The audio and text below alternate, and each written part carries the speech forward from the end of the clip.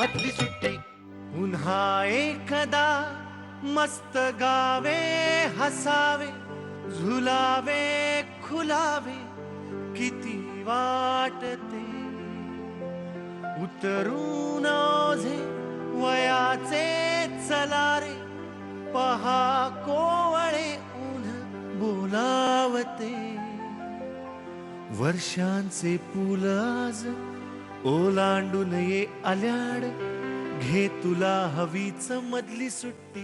आज रेडिओ हा विषय चालू आहे आणि रेडिओवर बोलताना सगळ्यात महत्त्वाची गोष्ट लागते ती म्हणजे उत्स्फूर्तता. आणि माझ्या दृष्टीने उत्स्फूर्तता त्याच्यामध्ये शिगोशिक भरलेली आहे. तो माझा अत्यंत आवडता अभिनेता सतीश तारे आज आपल्याबरोबर आहे मधली सुट्टीमध्ये. नमस्कार. तर सतीश दादा, आजचा आपलं जो मधली सुट्टीमधला विषय आहे तो शाळेतले दिवस, शाळेतल्या आठवणी असे. तर असं मी विचारल्या पहिलं डोळ्यासमोर फ्लॅश काय होतं शाळेतलं, की हे मला शाळेतलं सगळ्यात महत्त्वाचं आणि सगळ्यात ठळक आठवतं. आमच्या शाळेत एक राम मंदिर असायचं आणि त्या रामाच्या देवळात शाळेच्या वेळाच्या अगोदर आलो तर तिथे जाऊन आम्ही बसायचो आणि गेल्या गेल्या समोरच राम मंदिर, भक्त हनुमान आणि हेच आमचं साधारणपणे की असे गुरुजी, असा शिष्य. आणि मग त्यानंतर त्या पद्धतीने आम्ही जाऊ लागलो. पण मग कोण शिष्य आणि कोण गुरु हे नंतर आम्हालाच कळेना नेमकं काही. अशा मजा पुढे घडत गेल्या. पण आठवतं ते शाळेचा बोर्ड आणि राम मंदिर. किती छान शाळेमध्ये मंदिर असणं. होय होय होय, छान गोष्ट आहे ती. राम मंदिर, ज्ञान मंदिर असं त्याला का म्हणायचं ते तेव्हा आम्हाला कळत नव्हतं. पण आता ते जाता येतं पाहतो तेव्हा डोळे भरून येतात की जेव्हा सर बसायचं होतं आपल्याला शाळेमध्ये तेव्हा आपण नाही बसलो आणि आता बसायची इच्छा आहे पण आता वय नाही राहिलं असं. काय बात आहे. म्हणूनच खरं तर मधली सुट्टी कार्यक्रम आहे की पुन्हा एकदा शाळेत येता यावं आणि शाळेतल्या आठवणी शेअर करता याव्यात.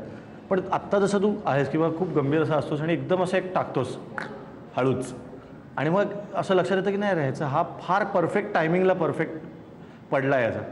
तसं शाळेत पण तसंच की गंभीर चेहऱ्याने हळूच एक. हां, तशी पूर्वीपासून अशी सवय होतीच, कळत नकळत कळ काढायची. पण तेव्हा ती कळ ही कळत नव्हतं. त्यामुळे मास्तरां फार बोलतो हा मुलगा, याला बाहेर काढा म्हणून. त्यावेळी त्याची फारशी कदर झाली नाही आमची.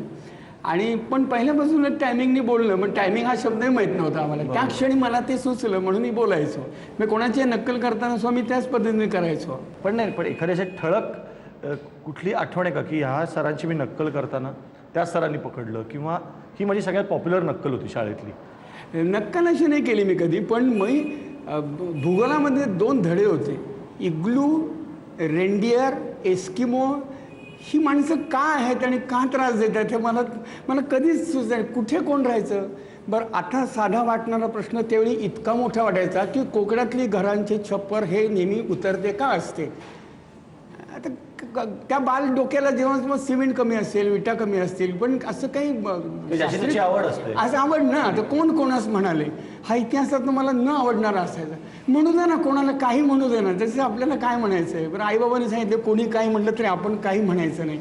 त्याला म्हणू देत काय, कोण कोणास म्हणाले. हा प्रश्न आला की माझं पेनच थरथरायचं.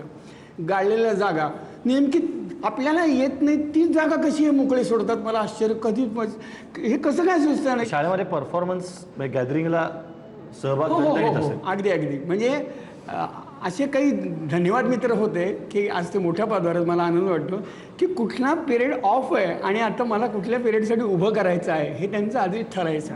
आणि मी घाबरायचो उगीच की अरे ते शिक्षक आले तर काय होईल रे, ते आज ऑफ आहेत, ते नाही आलेले. आणि मग ते करून दाखवायचं नाटक. त्याच्या बदल्यात काहीतरी गमती जमती मला मिळायच्या त्या. आणि आता आजही आपण सारेगमपत पण गाणं ऐकलं की मला तर मी अनेकदा आमच्या कार्यक्रमाला पण विंगेतून खूप मन लावून गाणी ऐकताना बघितलंय. तर गाण्यावर प्रेमही तेव्हापासून होतं. हो का. माझी आई गायिका, बाबा अनेक वाद्य वाजवायचे आणि आजी कीर्तनकार, आजोबा भिक्षुक, मामा उत्तम गायक, तबला वादक. हे सगळं घरात लहानपणापासून पाहायला मिळाल्यामुळे शाळेत बसल्यानंतर पहिला बाकावरती तबला धानिंदा कसा येईल तेच शिकायचो आधी मी. शाळेमध्ये नाटक आणि गाणं दोन्हीवर तितकंच प्रेम असताना जास्त सहभाग कशात असायचा, नाटकात का म्युझिक ज्या तिथे असेल तिथे? नाटक जास्त आवडायचं. पण ते अजून उठून येण्यासाठी म्हणून म्युझिकची आवडच निर्माण झाली होती की कुठलं म्युझिक कुठल्या डायलॉगला केल्यानंतर तो डायलॉग जास्त असतो किंवा अभिनयाला मदत करेल असा. मग त्यावेळी आमच्याकडे काही वाजवायला काही नसायचं. मग काहीतरी सकाळी दुधात घालून कालवून खायचे असे काहीतरी प्रोटीनचे डबे आम्ही मिळवले होते आणि ते पालथे धरून मग त्याचा सरळ बोंगोसारखा आवाज यायचा ताक चिक ताक दिजे ताक चिक ताक दिजे ते आम्ही हे तोंडाने करायचो. आम्हाला ते कुठून काढायचे आवाज आम्हालाही माहीत नव्हतं. ओरिजिनल रेकॉर्ड जेव्हा ऐकायचो तेव्हा आणि ते वाजवत यायचं. तर मग एखादी विनोद एंट्री झाली की नुसतंच ते वाजवायचं नाही, मग टाम ताराम तम ताराम ताम तम ताराम हे विंगेत बसून आम्हीच म्हणायचो. तुमच्या अख्ख्या फॅमिलीतच बालनाट्य या गोष्टीमध्ये खूपच कुटुंब संपूर्ण कुटुंब बालनाट्यात. हो हो, म्हणजे आई आणि मी सिंड्रेला आणि राजपुत्राचं काम केलेलं मला आठवतं. नाही मलाही, आणि सतत लहानपणी दर सुट्टीमध्ये पेपरमध्ये बालगंधर्वला सगळ्या तारे कुटुंबियांची नावं कायम आणि वेगवेगळ्या नवीन नवीन येणारी नाटकं. होय होय. तर तेव्हाच हे कसं होते, ती मजा एक वेगळी की बालनाट्य करणं, तेही घरच्यांबरोबर. ते शाळेतलेच दिवस होते सगळे. हो, शाळेतले दिवस होते. चिंतेत पडलेला राजा नावाचं बाबाने एक नाटक लिहिलं होतं आणि त्याच्यात मी राजपुत्र, मला काम द्या, काहीतरी काम द्या असं म्हणून तेव्हा लाली लिपस्टिक पेन्सिल ह्याच्याशी लहानपणापासून खेळायचो. मग बाबा माहिती आहे का, याला कोणतरी मेकअप करा रे, म्हणजे त्यांनी कपडे घाला राजपुत्राचे आणि त्याला तिथे बसवा, म्हणजे तू त्रास देणार नाही. आणि मला बसवलं. नाटक सुरायला उशीर झाला आणि त्या कपड्यात मी कुठं सापडलोच नाही त्यांना. आणि बाबांनी पोशाख केला होता राजाचा आणि मग आता मुलगा सापडत नाही. तर पोलिसांना ते असं म्हणाले, माझा राजपुत्र हरवलाय, कोणी पाहिलाय का म्हणून. तर पोलीस म्हणले, राजपुत्र वगैरे कोणी नसतं, गेले ते दिवस तुमचे, आता नाही. तो म्हणला नाही. बाबा म्हणले माझ्या नाटकातला आहे. आणि ही चर्चा चालू असताना मी उठलो, तेव्हा माझे संवाद म्हणतच उठलो, महाराज मी हा चेंडू टाकू काय. तेव्हा तो आवाज शोधून मला शोधून काढण्यात आलं.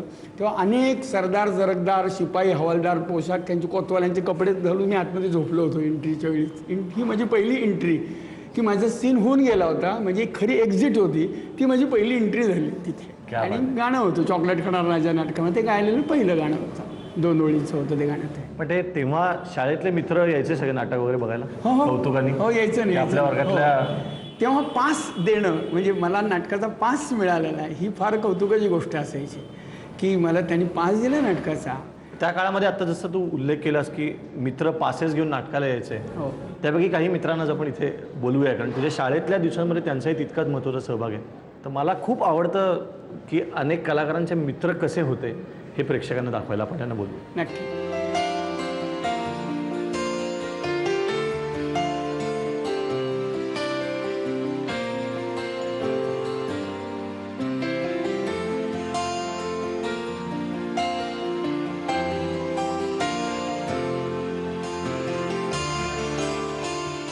तर आता मी यांच्याशी गप्पा मारणार आहे. तुम्ही मला सांगा पहिल्यांदा की शाळेतले दिवस आणि सतीश तारे असं म्हटल्यानंतर तुमच्या मनात पहिली गोष्ट कुठली येते? सतीशचं नाटक, माझं गाणं आणि आमच्या शाळेत शिकवण्यात येणारी कुस्ती. तुम्ही कुस्ती करायचं कुठल्या टाईपची? म्हणजे हाडाचा कलावंत नंतर कळलं, आधी हाडाचा कुस्तीगीर होतो म्हणे मी. खूप खूप फरक पडला म्हणजे. म्हणजे कुस्ती म्हणजे आमच्या शाळेमध्ये मुकुंद व्यायामशाळा म्हणून एक हे आहे, तर त्या शाळेमध्ये कुस्ती प्रशिक्षण जोरदार असायचं. तर तिथे कंपल्सरी आम्हाला कुस्ती शिकायला लागायची. तर आम्हाला कधीही इंटरेस्ट नसायचा त्याच्यामध्ये. ती माती उकरणं, तिथे काय खेळणं, कधीही इंटरेस्ट नसायचा. आम्ही तिथे जाऊन कबड्डी खेळायचो. त्याच्याबद्दल मी आणि सतीशनी सगळ्यात जास्त मार खाल्लेला आहे. आमचे साळुंखे म्हणून सर होते, अक्षरशः पिसायचे आम्हाला की लाजा वाटतात का, तुम्ही तिथे कुस्तीच्या जागी कबड्डी कसली खेळता, चला वा बाहेर. की आम्ही 2 मिनिटात लगेच तिथं बाहेर. तुम्हीच म्हणलात. तुम्ही म्हणलात म्हणून, आम्हाला काही नाही, तुम्ही सांगितलं म्हणून. जेव्हा तुम्ही घरच्यांना सांगता की सतीश तारे हे जे टी व्हीवर दिसतात ना, पडद्यावर दिसतात, ते माझ्या वर्गात होते आणि ते म्हणजे शाळेत, याच्यानंतर तुम्ही जे घरच्यांना सांगता ते आपल्या प्रेक्षकांना आज ऐकायचं. मधल्या सुट्टीमध्ये आमचा एक कार्यक्रम असायचा की माझ्या घरी सगळ्यांनी जमायचं आणि माझ्या घरी हे होता काय, चेंजर होता. त्या चेंजरवरती रेकॉर्ड्स ऐकायच्या. हा एक आमच्या घरातला कार्यक्रम असायचा. तेव्हा खूप रेअर असणार रेकॉर्ड्स वगैरे तेव्हा खूप रेअर. आणि माझं घर शाळेच्या जवळ होतं, त्यामुळे सगळेजण सुट्टीमध्ये तिथे जमणार दुपारी वगैरे. असं एक कुठलं गाणं आठवतं त्या काळात तबकडीवर त्यांच्या घरी ऐकलेलं? कसमे वादे ह्याची आम्ही जास्त ऐकलेली. कसमे वादे ना, कसमे वादे. हो हो. कारण त्या काळामध्ये असं एकत्र ऐकलेली गाणी ती आपल्या फार खोल गेलेली असतात, सहजासहजी विसरत नाही. तुम्हाला काय आठवतं? मला एक किस्सा आठवतोय की शाळेमध्ये आम्हाला एक डायरी दिली जायची वर्गात लिहायला आणि त्या डायरीमध्ये प्रत्येक तासाची नोंद असायची आणि ते कुणी लिहायची, तर आम्हाला एक लेखन मंत्री म्हणून असं एक पद दिलं जायचं, संरक्षण मंत्री, स्वच्छता मंत्री, आणि मी लेखन मंत्री होतो. आणि त्या डायरीमध्ये मी प्रत्येक तासाची नोंद करायचो आणि वर्गात कोण गैरहजर आहे आणि कोण पळून गेले मधल्या सुट्टीत ह्याची नोंद ती असायची आणि त्याच्यावर वर्ग शिक्षकांची सही मला सगळ्यात शेवटी घ्यावी लागायची.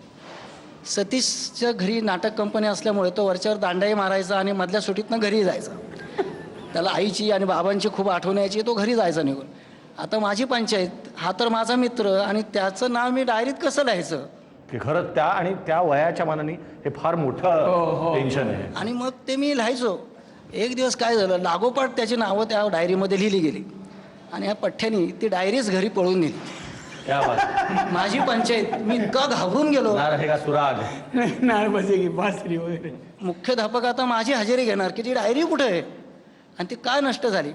शेवटी मी ह्याच्या घरी गेलो, ह्याच्या हातापाया पडलो, बाबा ती डायरी दे. आणि मग तिने ती डायरी मला दिली. पण ती डायरी हरवल्यानंतर त्याचे काय परिणाम होतील ह्यानीच मी गर्भगळीत झालो होतो त्यावेळेला.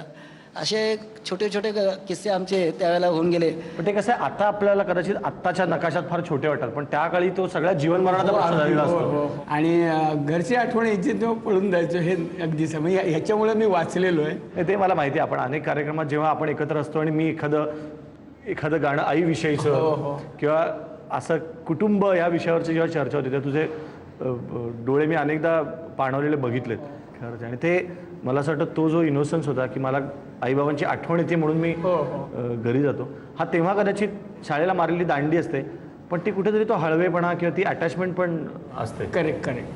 त्यामुळं ती आठवण आली की, आणि ह्याला तेव्हा मी सांगितलं फक्त मनातून सोडत जातं, डायरी तुला देईन नाही त्या. आणि पार्टी दिली होती मी त्याला, मलाही आठवत आहे त्याला की ही पार्टी ही दिलेली मी पहिली आणि लास्ट पार्टी. त्यानंतर त्यांनीच मला खाऊ घातलं सगळं की बघ मी तुझ्या आईला कशी आहे ती भाजी मला सांग, मी तुला करून घालतो, पण माझं पद नको घालू जाऊ.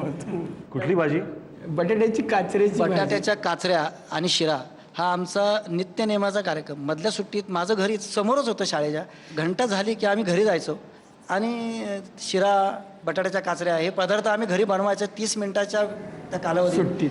आणि ते खाऊन आम्ही पुन्हा घंटा झाली की अर्ध्या मिनिटात वर्गात येऊन पोचायचो. स्वतः बनवायचं? हो, आम्ही बनवायचं. मी बनवायचो, श्रीकांत बनवायचा, सतीश असायचा. माझी पाककृती तेव्हापासून उच्च दर्जाची होती, ती आजही आहे. पण म्हणजे एक हे जेव्हा तुमच्या घरच्या ऐकतात तेव्हा तुम्हाला आज उद्या घरी गेल्या परत अगदी करायला लगेच की का टीव्हीवर दाखवलंय, आज करून दाखवा, असं होणार आहे. आपल्या मधली सुट्टीमध्ये एक जादूची कांडी म्हणून सेगमेंट आहे की आम्ही मुलांना विचारतो की जादूची कांडी हातात आली तर काय मागशील. तसंच तर ती जादूची कांडी आत्ता मिळाली आणि असं तुला मिळालं की चल एक शाळेतला एक दिवस तुला असाच्या असा परत देतो, तर कुठला दिवस मागशील. की ॲक्च्युली माझा पळून द्यायचा जो क्षण आहे तो ज्या क्षणासाठी असायचा तो क्षण परत यावा आणि ती बटाट्याची भाजी माझ्या वर्गात माझ्याबरोबर असावी की जेणेकरून ती आईच मला देते आहे किंवा घरच्यांची आठवणी त्या भाजीबरोबर त्या पोळीबरोबर आहे आणि मी 8च्या 8 तास वर्गात शिकतोय. एवढा एक दिवस मला परत मिळावा अशी माझी खूप इच्छा आहे. आणि बटाट्याची भाजी मित्रांनी पण हो खाऊ घातलेली आणि तशीच हे विशेष त्याचं मागचं तशीच मी जसा तो इरण्याकडचा चहा कधी बदलत नाही तसं माणूस. आज मधली सुट्टीच्या निमित्ताने यांच्याकडून आणि आमच्या सगळ्यांकडनं एक भेट आहे तुला. ती भेट तुम्हीच द्या कारण ती तुम्ही करून आणलेली आहे. मला तुझ्यासाठी खास आम्ही ही बटाट्याची भाजी करून आणली.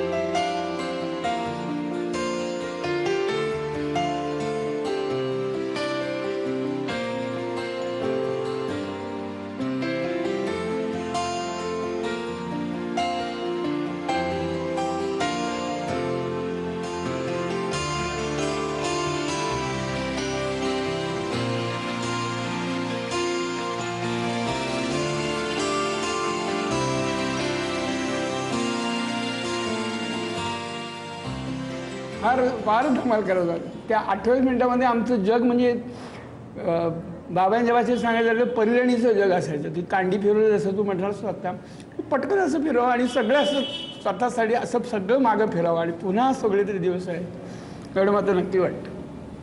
म्हणजे एका घासात एवढं जर असेल तर अशी खूप घास मला घ्यायची खूप इच्छा आहे आणि खूप आनंद मी लोकांना देऊ शकेन. पुन्हा एकदा मस्त गावे हसावे झुलावे खुलावे किती वाटते उतरून ओझे वयाचे चलारे पहा कोवळे ऊन बोलावते.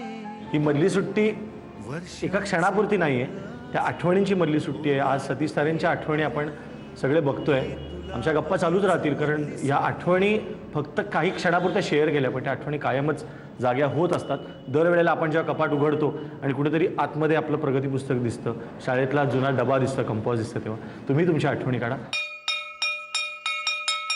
मधली सुट्टी